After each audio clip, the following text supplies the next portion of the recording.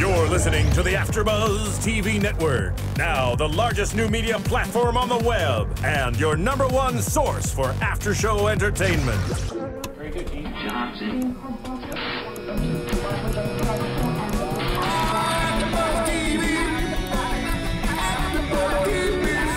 The AfterBuzz Studios in Los Angeles, California, presented by Maria Menounos and Bing.com, and streaming live thanks to Akamai Technologies. This is AfterBuzz TV's R&B Divas LA After Show. We'll break down tonight's episode and get you all the latest news and gossip. And now, another post-game wrap-up show for your favorite TV show. It's AfterBuzz TV's R&B Divas LA After Show. Go ahead, break it down, Black.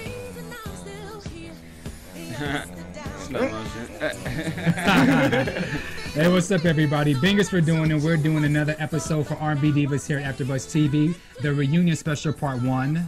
I'm your host, Bamm Ericsen, and I would like to introduce my panel. Then introduce us. Just kidding. Just Meg kidding. Thomas, Black Thomas, yo, and Larice Shamar Peoples. There we have it. Yes. You know, people think you guys are married on YouTube, you know? It's People only because we have the last name. Yeah, they She's think like a sister to Oh, me. right, because we do. Yeah, like we're this. cousins. Yeah. Yeah, So to man. clear up that Bloodline. rumor on iTunes and YouTube, no, they're not married. They are. Right.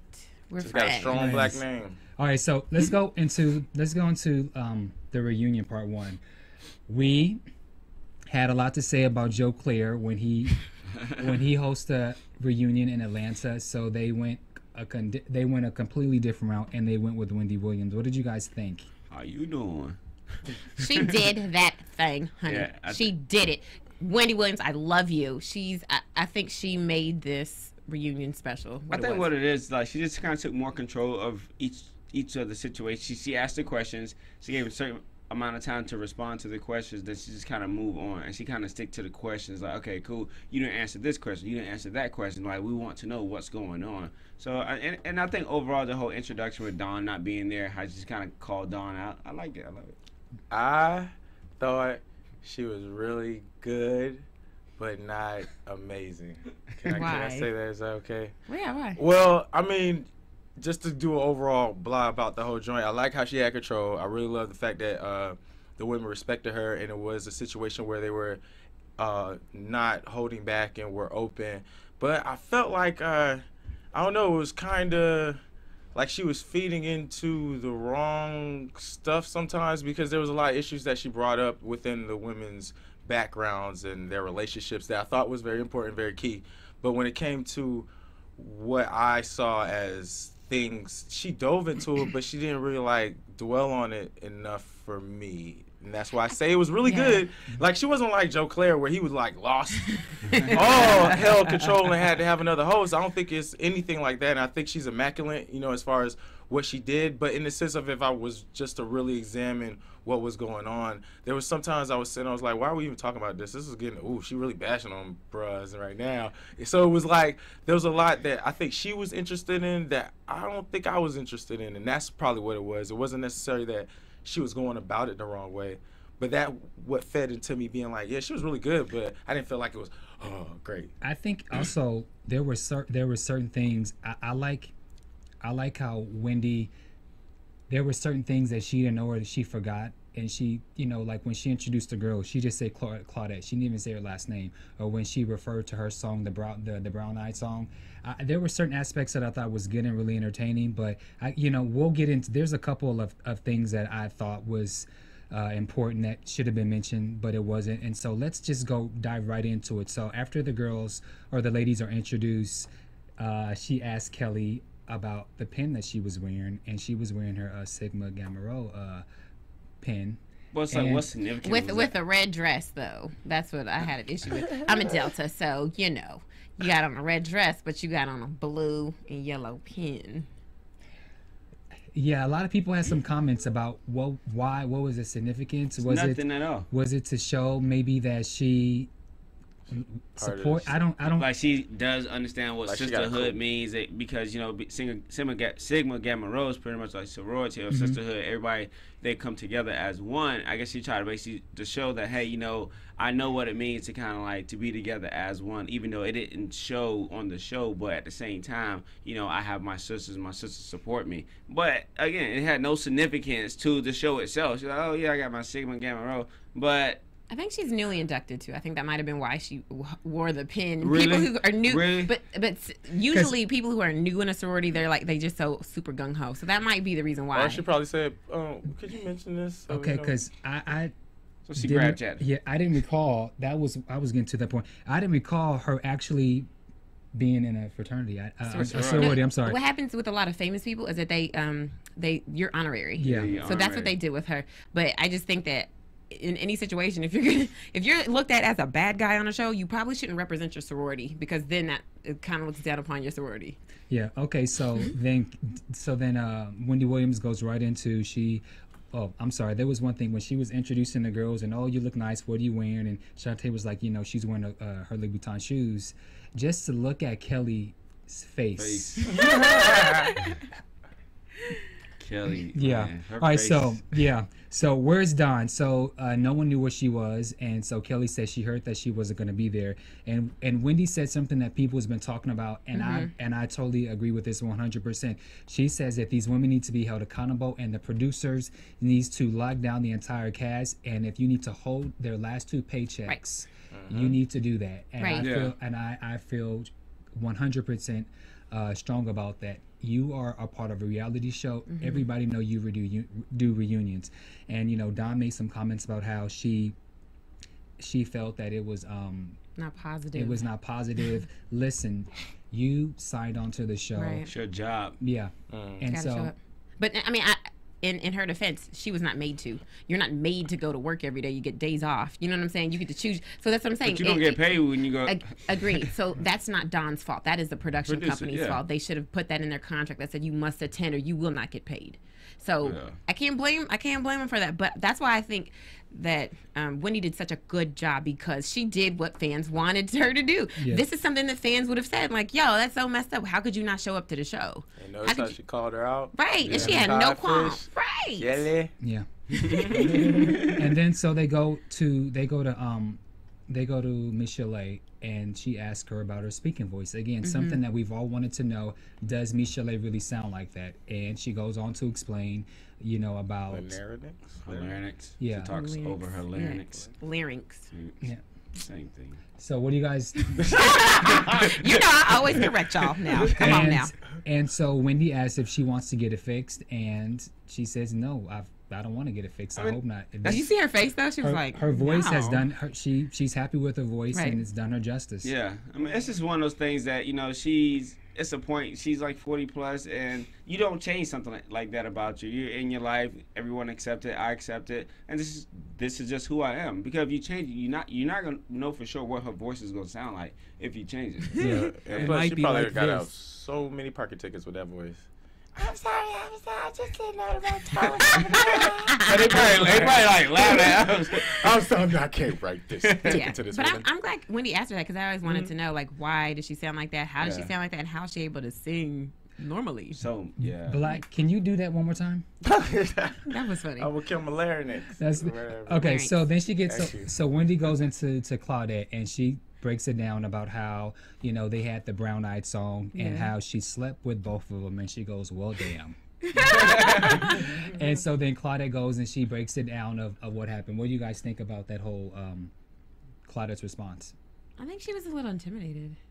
You see how she was a little flustered when she answered, but you know, I don't think Wendy asked that question for her to be intimidated. I think she really wanted her to lay it out, like what really happened, so people know the story. I didn't take it as Claudette. Claudette was like, you know, she did the whole hand thing. She was like, hold on, wait, let me explain. I don't feel like Claudette was. I don't feel she was intimidated at all. She cleared up the rumors. She said that, you know, her and Robbie were together before the group had even started. You know, he was abusive. She specified what kind of abuse he was mentally abusive. So I didn't feel like Claudette was intimidated at all. Yeah. Well, see, I'll say when I watched it the second time, I noticed it the second time. The Gotcha. first time I didn't get it. The second time, it seemed like she was just.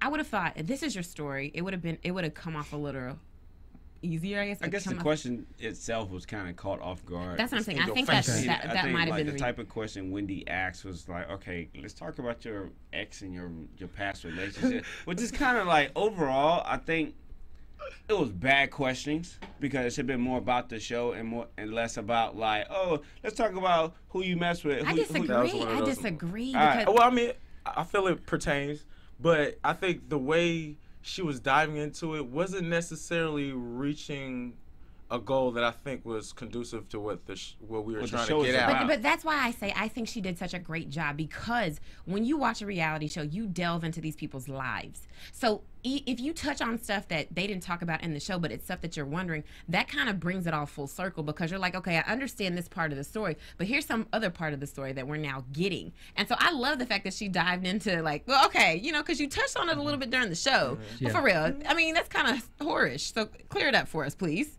So we know nobody the truth. knew though. But that's what I'm saying. That's why I feel it was good that she had them talk about stuff that not necessarily were in the show. Cleared it up. As a fan, I would like to know. I'm not against it. I mean, I said she was good. I could have did without it, but okay. You could have did better? Yeah, I could have did without it. Oh. Michel'le and Claudette is probably the only two stories that was probably the most interesting and entertaining. Mhm. And then she goes into asking, well, speaking about sleeping with producers, so now she goes into the whole Michel'le story, which it's pretty damn. I mean, she just said honest. How about, you know, I just sleep with the producers. You know, That's so honest. I got married over the phone. Right. Yeah, that was She funny. said, I didn't know. Well, I didn't know you couldn't get married over the phone when your man's in prison either. She said, I didn't find out to the federal government, the IRS. The judge told me that we were married. so Michel'le, she was married to Dr. Dre for 9 years, and they were engaged. And it wasn't until their 5th year into their engagement that she got pregnant. Yeah. And then after that, he cheated on her. Dr. Dre cheated on Michel'le allegedly a couple of times. Michel'le said she was fine with it. She moved on. And then 3 years after her and Dre split and he was already married, then that's when she got with Suge Knight. Now, I think I think at that point, there could have been other questions that maybe Wendy could have asked, because why? It's no relevance. Again. Right. No, and I think she probably did, because if you go and look on TVOne.com, you'll see that there are other clips and snippets of stuff that was cut. I feel that is. I think that probably was one thing. I feel that it's relevant because she has these 2 kids. There was a whole child support. Issue. Is she financially stable? Like, what's going on? We don't know what's really going on with her in the past these past 12 years that she hasn't come out with anything.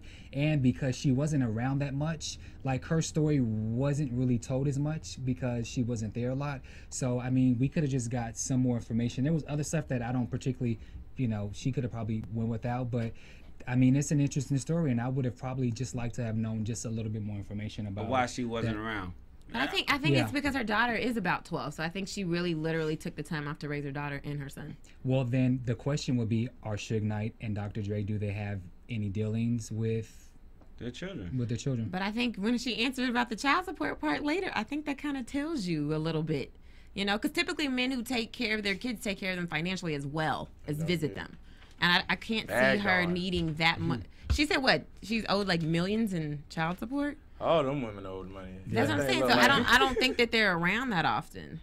I think that kind of answers the question. Yeah. Okay. Well, very true. What about the fake marriage? What do you guys think? I thought that was silly and sad. But I mean, I think things like that happen. I mean, when you go through love situations, your story gets more and more interesting when it comes to the next person. If you're not being involved in making better decisions, I don't think that Suge Knight was a step up from Dre as far as experiences. So I would say that she just, I don't know. I think that it just goes with that kind of, I guess, a lifestyle that random crazy things would happen. And I feel bad that she would, fall for that. There's no one in her family that could have said, Michel'le, you married Suge Knight over the phone while he was in jail, prison, or wherever he was. Because there's a difference. There's a difference. There's not anyone around you that would have questioned, like Megan, if you would have told us that you just got married and your dude's in prison, but you married over the phone, like we would, I as a friend would have said, Megan, are you sick? Are you okay? I mean, I honest to God didn't know that either, because here's the thing. I think she had like an officiant on her side. So she's on the phone with her man. He had to call and collect. And then she has an officiant on her side do it. It's being recorded. That's what I'm saying. I don't. Who does that? Okay, obviously somebody who has a loved one in prison. She had. I mean, well, how else do you get married to somebody that's in prison? You know what I'm saying? So I didn't think that wasn't legit either, because if there's an officiant there and it just happens to be somebody that's on your side, on your end of the phone, and I think that was just like a very like immature, naive situation that happened, to where that she didn't really understand what was going on because she felt so in love with the individual. And she's just willing to do and believe whatever he's saying. No, I don't think that's what. I think she like you have to get paperwork signed, and I think she didn't. She's never been married.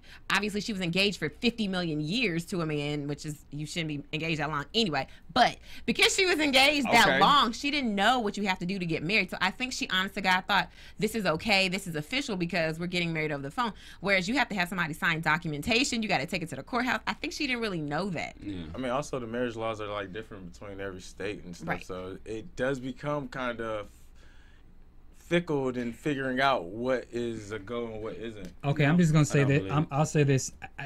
The whole thing sounds like a red flag to me, and I feel like there were motives, and there was motives which we don't know, which maybe could have particularly been asked. Why did she marry this man? I think she married him. I personally think maybe she married him because he was in jail and maybe he needed his assets or something saved. Exactly. That's what I really think would happen, and I feel like she could have got to the bottom of that, because why would you be so quick to marry a man who's in prison? Why can't you wait? So She'd already waited 9 years to get married. I wouldn't have waited either. Yeah, Right. I think it was more the money and the asset, with the marriage, because if she was married to Suge Knight, all his asset goes to her, and Right. nothing was being able to take from the IRS or. And Suge was worth some money during Back in his the days. heyday of Death Row. yeah. Man. Man, got that paper. Okay, so Kelly and the sunglasses. So, so I never seen her with regular prescription. She does have them on. She Will- did have them on. Wendy did call her out and said, people who tend to wear sunglasses like she feel are invasive. But Kelly says that they all knew that she all informed people that she wears prescription in her glasses, and so she wears all her shades. You're looking at me like I'm the one that's telling the tale. I'm just saying. I believed her. My only thing is she's a producer of the show. She got money. But no, all that should be she's not taken. a She's not the producer. producer of the show. Oh. She is just she's the She's the anchor. She's the anchor. She's the like- lead. she's the the character, lead. if you will. Okay. Yeah. I believed her, but I And- think in those instances, I don't think that's why she wore those glasses. No, exactly.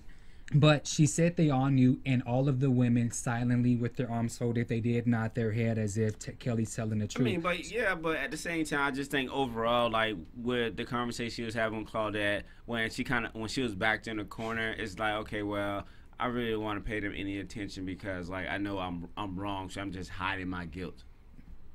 I don't know. Because if you do watch the other stuff, when she does have the sunglasses on, she eventually takes them off. So I think she might have been driving with them because they are prescription. She gets there, she's talking, and then she's like, okay, let me take these off. No. But she does take them off. I'll say this: there are a lot of people who look at Whoopi Goldberg on The View. She wears dark glasses in their prescription, but it's all about your body language. And her body language, although I do believe that she has that her shades are prescription. It's all about your perception. Right. If you looked happy and you were not doing some of the things that you did and you were smiling and being happy, it would be a totally different story. Right. So it adds to the fact that you're wearing dark sunglasses and you have attitudes and you're doing the whole neck rolling and I don't know you and I don't know you. It just doesn't look good on you, Kelly. Right. That's just our point. And then so Wendy goes to Claudette and says, how sad she was throughout the entire show. She's like, you are the most depressing person. Yeah. But I love how when he asked that question though, because she says it in a way that's so like, it's not mean, but you really did call this girl depressing to her face. She tell the truth. Right. And She's then going through a lot. And then she goes into the whole child support issue. Right. And what was interesting to me was Claudette defended Ryan and said that, you know, he does his child support when he can. And then Little Mo, Little Mo in her true nosy fashion, she says, but he wrote the Usher song, Caught Up. And she was like, yeah, and we got the house off of that, but yeah, it's gone. Yeah. Mm-hmm. That money don't last forever. Right. It You don't really spend it doesn't. right. But then there's this whole thing with all the women, pretty much except for Kelly, they're all having issues with child support. Right. Yeah. And Little Mo goes on to say how, you know, I don't mean to cut everyone off, but she does not like a man who cannot support. I'm 50, Well, no, she says a man who allows his child's mother to be living from home to home, homeless basically. But this is, Little Mo, for you, this is my response to you. Every situation is different. Right. And you just got to mind your business because you never know Right. what's going on. I have friends and people who have very different situations when it comes to child support. Sometimes sometimes it's a man's fault, and sometimes it's not his fault. And he's trying to do what he's doing the best that he can, but there's issues within the relationship that's causing for there not to be child support. So you have to really be able to know what's the situation is, and we don't know what the situation is, so therefore I don't think you can judge that. What, Black? I got nothing to say. I agree. I'm pay it cool this time. All right. The Vegas trip. Let's talk about the Vegas trip. So then, That Wonder Woman outfit. Jesus. She's my hero. I'm just saying. Shantae Moore. Shantae looks amazing. She She's does. beautiful. And I will reiterate what Wendy said about her, which is she's so cool. Shantae's Yeah. just a cool chick. Yeah. It was, She's a friend in my head. but that's what the funny thing is. You could see through the women's personalities their kind of true nature. And Shantae always came off like, honestly, she's the homegirl you like to have fun with, a hard worker, and somebody who's about her business. And I think that's what made her and Kelly clash so hard. And like when you saw the demeanors and characteristics that were coming out of Kelly, it was a obvious contrast and to vibe. Like you could see that Shantae wasn't caught up in what they've been through and still having a good time, but you could still see Kelly on the couch like waiting for a turn to be caught up in the shit. Because they're not buddies, but you can be our buddy, and you can download Adventures of Serial Buddies. All you have to do is go to serialbuddies.com, or you can go to iTunes and search Adventures of Serial Buddies. It's really funny. And if you download the movie, you help us here at AfterBuzz TV, which allows us to keep the lights on, keep this programming going for free, keep us talking about the R&B divas of LA. So make sure you go to serialbuddies.com and download Adventures of Serial Buddies. all right. And so now when they were talking about the Vegas trip, they showed all the clips. And again, they showed the clip where it appeared that Tori was rude and kind of brushed her ladies off to the pink carpet. And of course, we saw the real footage, and that's not what really happened. Which again, to me, is a trip, because it's like, you know, now that all this truth has come out, I don't feel like they should have showed that clip, because that's not the truth. That's not what really happened. So I thought that was kind of shady on TVOne's part. But then she asked, "Are the girls scared of Kelly?" And They don't answer. Everybody's quiet. they don't Yeah. they don't Like- answer. And Wendy was like, "I didn't know you were such a bully," and how mean she was. Now this whole thing about Kelly not being there, what did you guys think about that? Do you guys think that? I mean, honestly, with as successful and as busy as all the women are, I thought it was maybe a little bit over dramatized by the rest of the women. I mean, if I was in a situation where, you know, somebody that expected to be there wasn't there and things still went kind of smooth, I wouldn't, you know, be so caught up on it. But at the same time, Little Mo was pointing out there was like different things going on that was kind of scary. The person running around bothering people or whatever, stuff like that was going on. So I could see how, you know, it should have been taken care of in the sense of that they were straight, safe. They were not rushed and set up and stuff like that. But at the same time, I didn't feel like they were so justified in making that such a over-the-top thingamabob. I think the whole issue was the whole thing that Kelly was not there for the opening night. And Kelly said, you know, did you guys not know that I was not showing up? There's a couple of flaws on both sides. Kelly is saying that the girls knew that she was not coming. And then she says, I sent a text as I was boarding the plane. That doesn't really make sense, because you're boarding the plane, getting ready to leave back to Los Angeles, then you send them a text message. Well, in her defense, I will say that I do believe she already had the flight booked. She was supposed to be going back on Thursday, because if you hear even what Little Mo told us when she came here, that show was originally supposed to be on a Wednesday. Everything was supposed to happen on a Wednesday, but because everyone couldn't fly out on that Wednesday, which is what happened, is stuff happened with people's flights, they couldn't fly the whole entire crew to Vegas to be there for Wednesday. So what they asked Tori to do was to move the Broadway in the Hood musical to Thursday, which is what he agreed to. However, Kelly already had an event that she hosts every Thursday in LA. So that's why she couldn't make it. So I think that makes sense. And I do agree she probably should have texted them earlier. But if you notice, when she comes back the next day, all the stuff that they're saying is like, well, dang, Kelly, you could have said something to us. They don't say that to her face, which lets me believe they knew she wasn't going to be there. Even if they didn't know at the last minute, they knew she wasn't going to be there. And I think that they knew that because when you watch the footage, before Little Mo gets up and sings, she says that, Kelly says she wished she could be here. She sent us a text. So I believe Kelly, because Little Mo did say that they got the text message. I just think that in the way that they did it, between moving the show to Thursday rather than Wednesday, and then again, because I think we get so much information now that the show's over. Tori told us that he was told to have it moved because they knew Kelly. So for me it's really difficult to have to be fair with this, because I have information from many sides. So it's like, okay, do you believe how it's edited on the show? Do you believe what this person's saying or this person's saying? So it's kind of difficult, but I do think that this whole Vegas thing could have been avoided. I thought it could have just been handled better. I blame the production.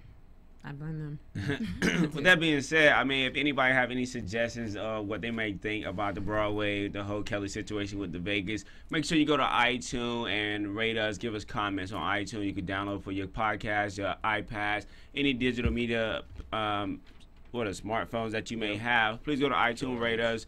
Let us know what we can do to make the show better, but also let us know about the Vegas. What do you think the truth is about Kelly not showing up for the show? And pretty much we want to know your comment. Don, you said just say Kelly? I said Kelly. Yeah, Don. You can talk about Dawn too. Yeah. Right, please do. Dawn in her absence. So Wendy goes to Shantae and she talks about her marriage to Kadeem Artisan, for who she was married to Kadeem for 8 years, and she asks if they have secret drive-bys. Are they going to get back together? No, I think she was quick when she answered. She was like, "Nah, we're family." And I think the genuine answer that she gave shows that she's being truthful, which is they're not going to get back together. They probably tried. They've got a really good friendship, and that's the way divorced people should be. I mean, not everybody's supposed to be together, even if you do get along. And I mean, unfortunately, we have to use our lives to kind of figure it out when it comes to relationships. I mean, I thought there was mad chemistry between them when they're together. I think in the sense of having a child together, it makes for a better co-parenting situation. But at the same time, whatever reasons they had not to stay together, I felt were solid enough for them to not question it and let the friendship, good times grow. Right. Which is not easy. And then she goes to Kenny Lattimore, her ex-husband, and she says, word on the street is you guys got divorced because Kenny's gay, and wants to know, is that the nature of the divorce? At first, she didn't answer the question, and then Wendy says, you didn't answer the first question, and so she said it's not for her to answer. I think she just answered it.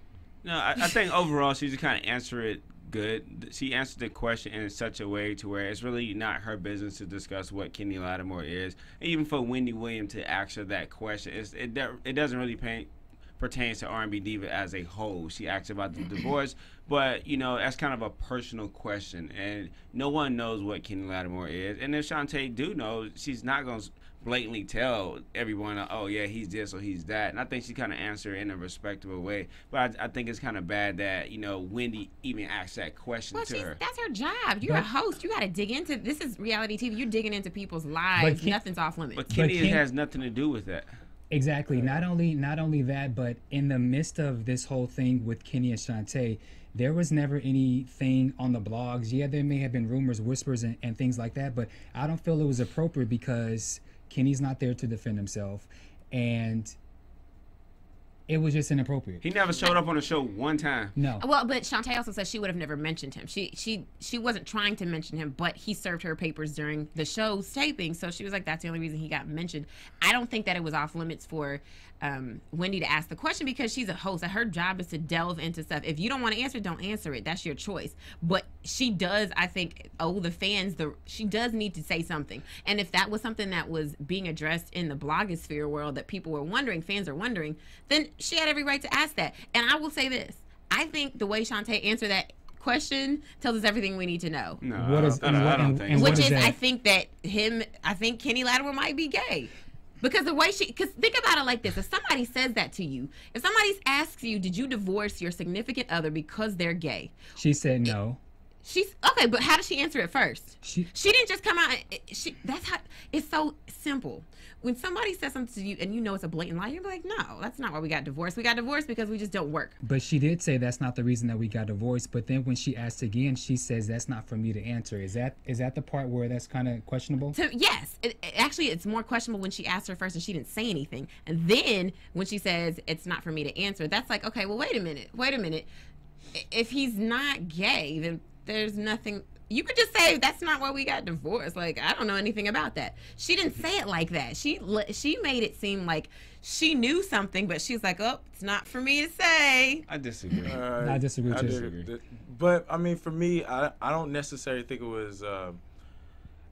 I think her delivery was kind of inappropriate. I don't think the question was inappropriate. I thought that it was unnecessary in the sense of like so much other stuff to dive into the show. I mean, their relationship was in the show, so it is something to talk about. But at the same time, other than him serving her the papers, which I think was a trickle down effect to put a woman in a position where if the first thing to cut down a male is to have his sexuality in question. And for what they went through and the way she was trying to get at Kenny over and over, I think there was some maliciousness undertone in even the question, and maybe even the not defending him, because who would defend somebody who's been getting on your nerves? So for me, I didn't take that as a leeway into saying, oh yeah, I bet you he's gay, but it's in the situation of, maybe that's a real issue.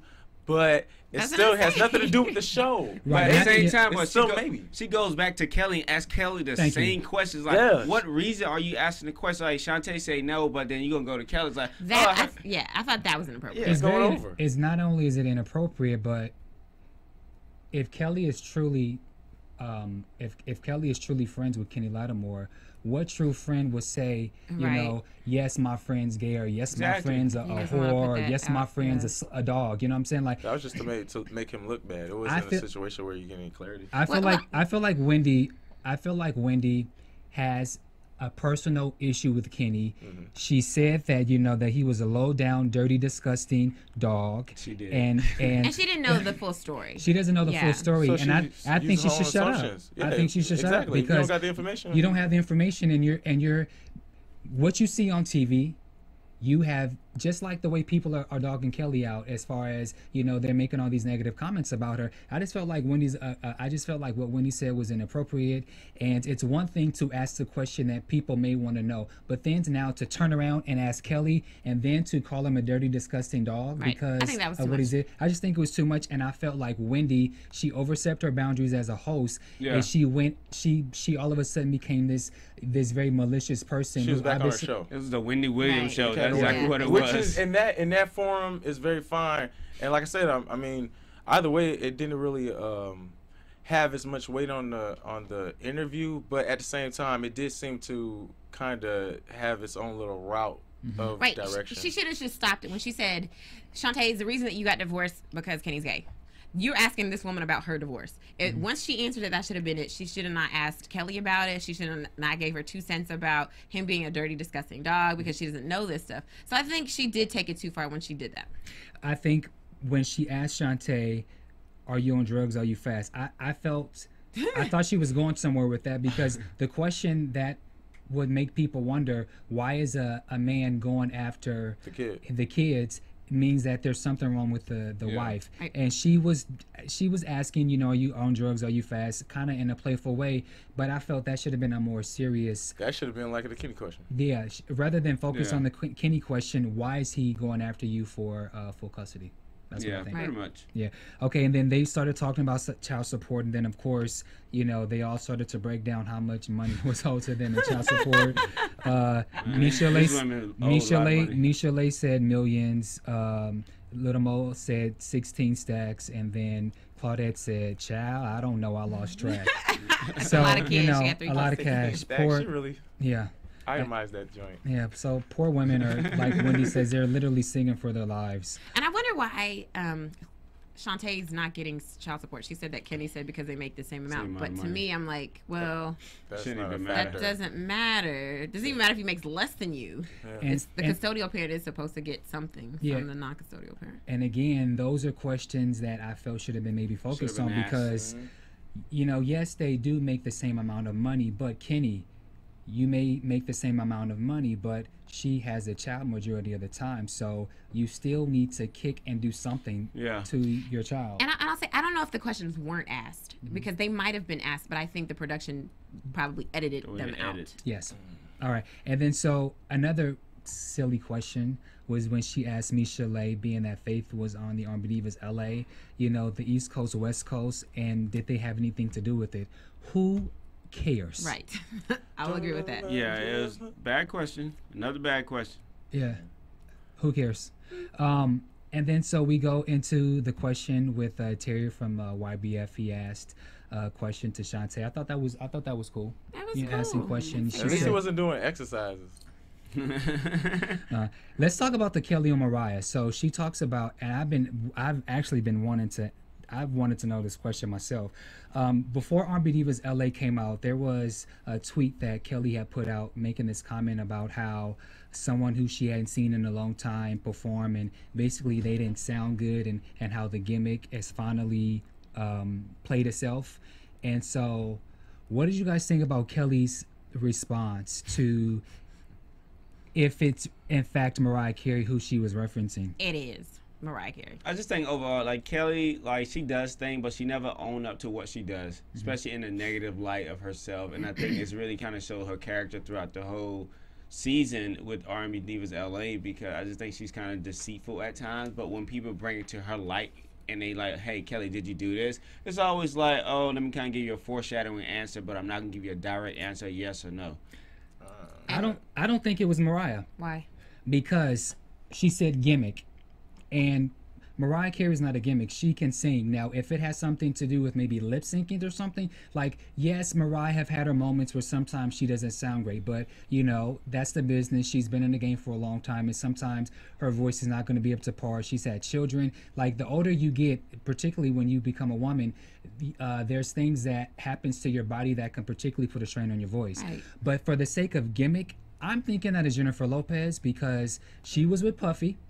When back in Puffy's days, Puffy did Jennifer Lopez's first CD, and she did a lot of writing. She was signed to Bad Boy to do the writing. So for the sake of gimmick, I think of Jennifer Lopez, because we all know that she's not a great singer. But the comment that Kelly made was, you used to be able to sing, now you can't. Now you're not that great. That in essence is what she tweeted. Jennifer Lopez, I mean, let's just say she's not. She had a shoulder shoot? Hasn't been really the type of. Bro. That's what I'm saying. But Jennifer Lopez isn't your top notch singer. I'm sorry, she's never been a top notch singer. She's got some cool hits. Jennifer but I'm Block? saying Really? she's not like a singer. No, So what she's I'm saying not. is, I do think it was Mariah, because Mariah's not better. if it wasn't Mariah, she would have said, no, it's not Mariah. Somebody just tweeted, I don't even know what that's about. I would, like, why would I say that about Mariah? She would have, it would have been so easy to deny that if it was true. I think it was true. And what she said was, somebody added, they at Mariah Carey and they retweeted it so Mariah would see it. And it was something that was on TV, and Kelly's response was, well, it was just between me and the television, you and the television, and your Twitter fans, because you did tweet that out. So you did, that's another sense of passive aggressiveness that Kelly has shown throughout this entire season. Yeah. She's very passive aggressive. So I do think it was Mariah Carey, and you foul, girl, you foul. Well, I agree. Okay, well. What was also interesting when she asked why she left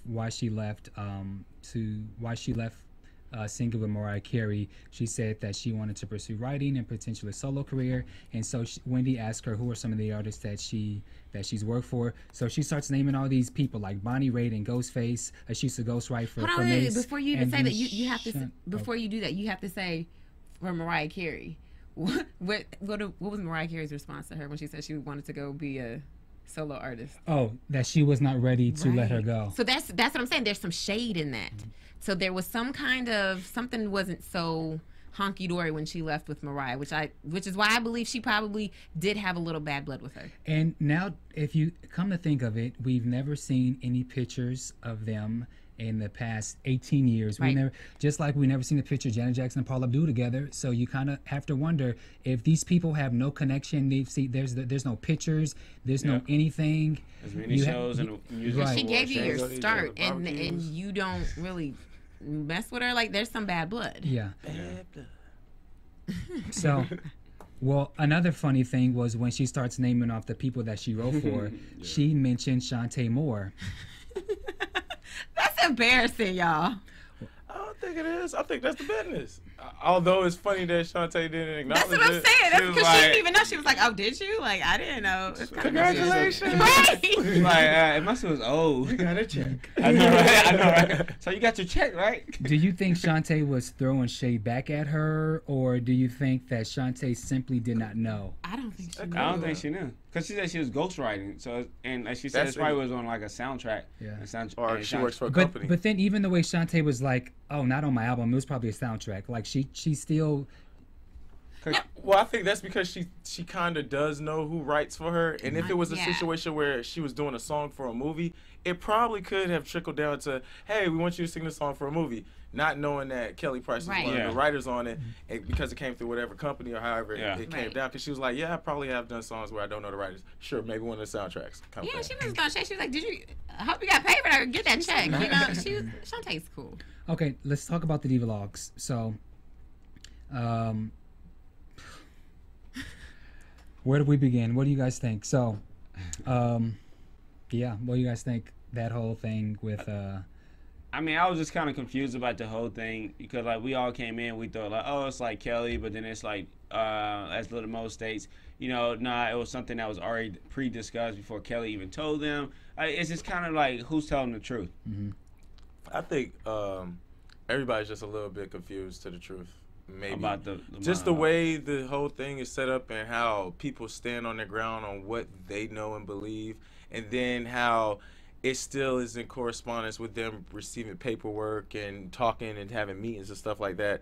I mean, honestly, I think that's one of the tactics of reality TV shows. Maybe not necessarily this one in the sense of putting people at odds or putting people in situations or setting things up in order to build scenarios to, you know, film and not like give too much out of the bag. I think when that plays into information, I think it's like the pass the note kind of deal where you tell me something, I tell you Right. something, somebody else is a whole different story. Right. I think Yeah. for them, they never got to sit down and be like, what's really going on, girl? Let's not trip. Let's just figure this out. It was more always like, well, I know this. I know this to be true. No, Yeah. I know this to be true. And then, I mean, if it's still a second party that is the main factor, and it may just be that both of you are right, and just the way things panned out Right. messed y'all up. And I think that's what happened with the Divalogs. I truly believe that the idea was Kelly's, because the way Kelly makes it seem is the production company picked her first to do R&B Divas LA. As they're, you know, trying to profile different singers, like, okay, who should we bring to the table?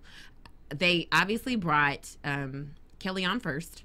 And I think what they told her is, okay, Kelly, we got to come up with some kind of project for you ladies to do before we pick the rest of the cast. Like, what do you want to do? Maybe she came up with, oh, maybe we do like a monologue type of thing, whatever. So then when they start picking the other women and they take it to Shantae, there's like, okay, Shantae, so what we're going to do is this. We want you guys to do like a monologues. And then we're going to have Kelly tell you the idea, and then you and Kelly go and tell the rest of the ladies, that kind of thing. So for Shantae, she was correct in saying that this idea was brought from the production company because of the way they worded it to her, which Yeah. is technically not wrong. But what they didn't tell her was what happened in the meetings beforehand, which is what Kelly says. You weren't privy to the meetings that where I was with them, and I told them this stuff. So I don't think that that was a lie. I think that was true. It was Kelly's idea. And then, you know, the other women probably didn't really know what was going on, and it's not their fault. This is where Wendy went wrong to me, because everyone was giving their sides, and it's clear that these women are not aware of what's going on. Little Mo in our interview said that before she did the taping, they had to do an interview.